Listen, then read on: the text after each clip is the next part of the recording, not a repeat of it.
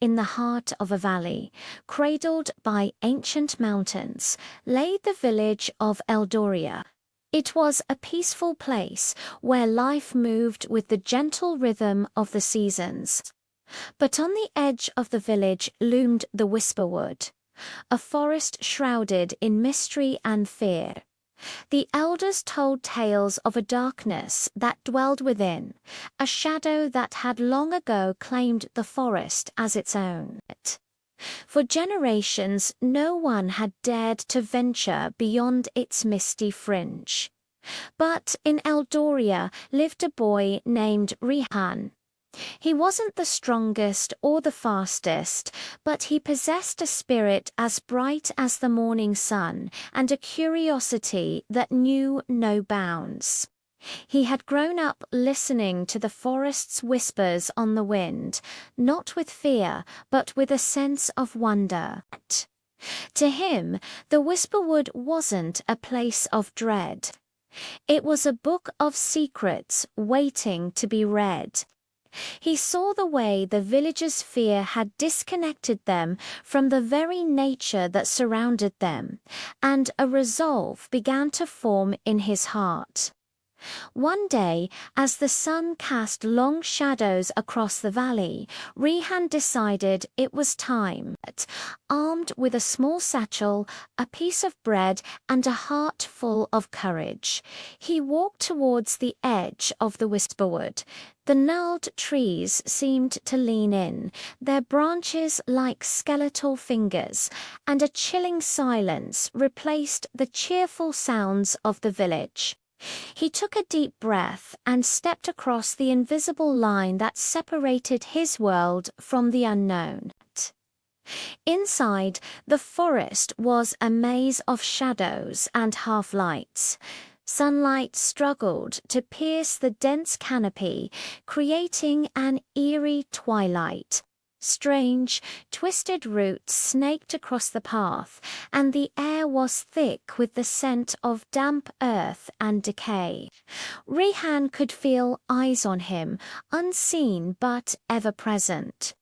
He remembered the elders' stories of the Blight, a malevolent force that consumed life, leaving behind only rot and silence.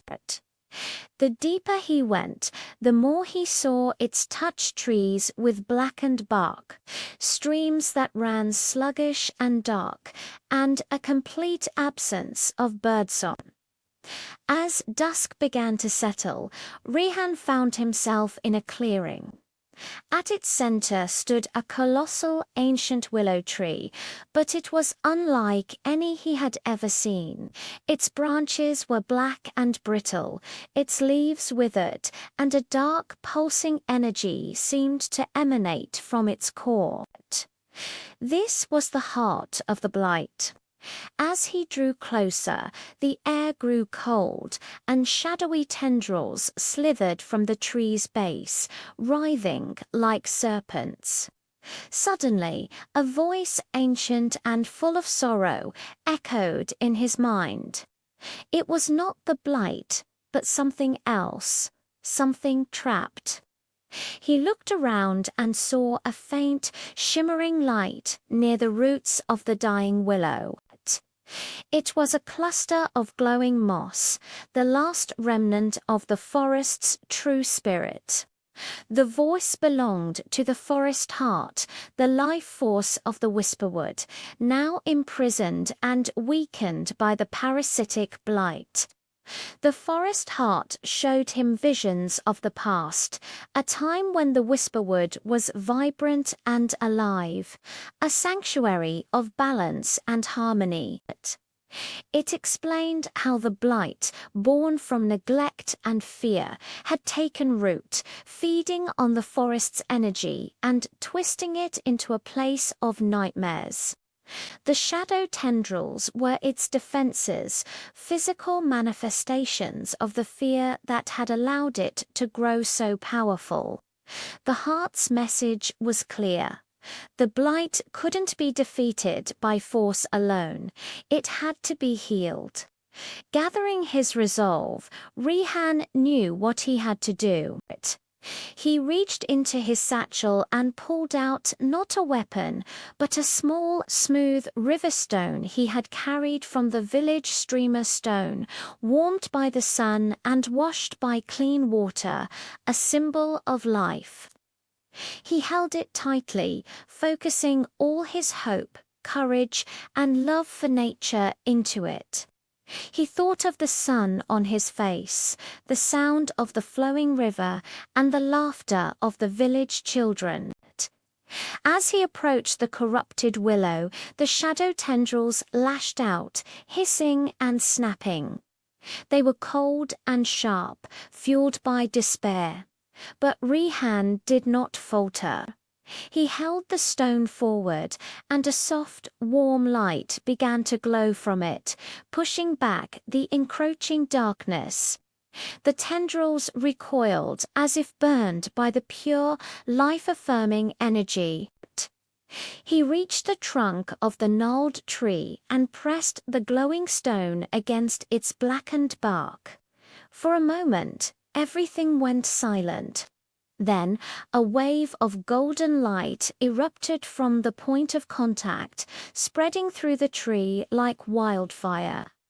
The shadows screamed and dissolved, and the dark energy that pulsed within the willow shattered into a million pieces of dust. Slowly, miraculously, life began to return. The black bark softened, turning a healthy brown.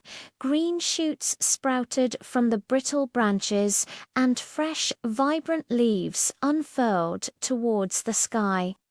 The corrupted streams began to clear, and the air, once heavy and foul, became fresh and clean. The forest heart, now free, pulsed with renewed strength, and its gratitude washed over Rihan like a warm embrace. When Rihan returned to Eldoria, the sun was rising, and the whisperwood behind him was no longer silent. It was alive with the chorus of birdsong. He carried with him a single, perfect leaf from the healed willow. The villagers stared in disbelief, first at him, then at the transformed forest. The mist had lifted, revealing not a place of horror, but a wood of breathtaking beauty. Rihan told them his story not of a monster to be fought, but of a wound to be healed. He explained that the blight was born from their fear and neglect, and it was their connection to nature that had the power to keep it at bay.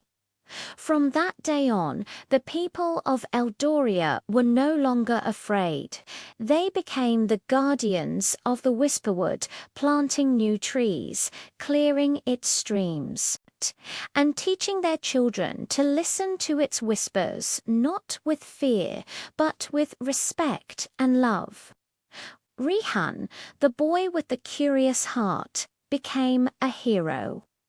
But his greatest legacy was not the defeat of a dark force. It was reminding his people that the most powerful magic in the world is the bond between humanity and nature, a bond that, when nurtured, can heal even the deepest darkness. The forest thrived, and so did the village, living together in a harmony that would last for generations to come. Thanks for watching our story today.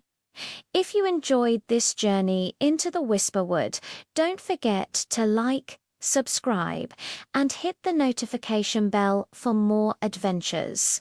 See you next time.